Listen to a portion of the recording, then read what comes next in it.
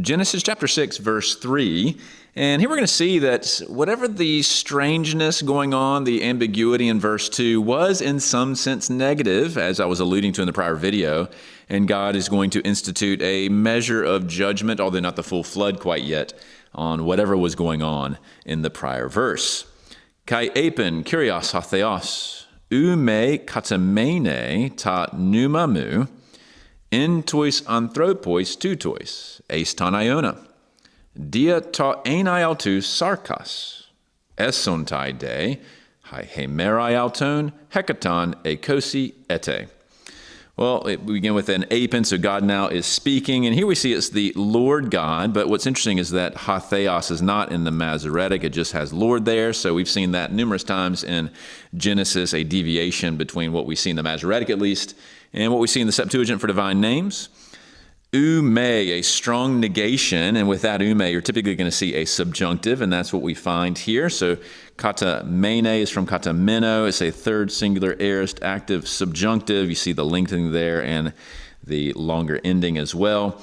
Strong negation. So what is the subject? Ta pneuma mu. So my spirit will certainly not remain or abide. And then we have en tois anthropois, and these men were introduced in the prior two verses upon the men. Which ones? These men, the bad ones, and it's eis ton iona, forever. So there seems to be some sort of negative sense of judgment on these men that were introduced previously, and whatever it is they're doing with the daughters of men and so forth.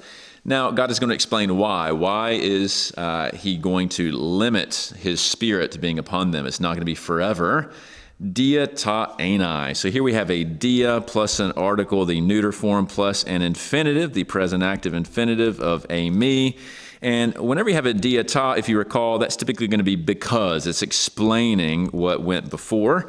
And then we have the subject here is autus, or what I would call the pseudo-subject. Even though this is accusative plural masculine, it's functioning as the subject. So it's because they are. And then we have a double accusative structure, but this one's a real accusative, if you will. It's also accusative plural masculine, because they are fleshes. And that's interesting. This actually is a plural form of sarx, because they are fleshly beings, if you will. Therefore, they're not going to have the Spirit of God upon them forever. They're not going to be eternal in that sense, in their flesh.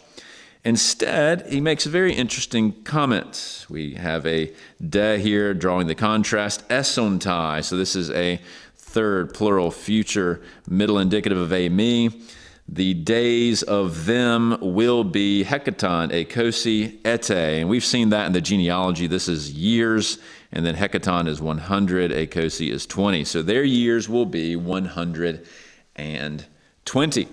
And there's debate about that. Is that referring to an ultimate cap on how old humans can be? Well, if you read the rest of the Genesis narrative, that's not true, because we have further figures who will be older than 120.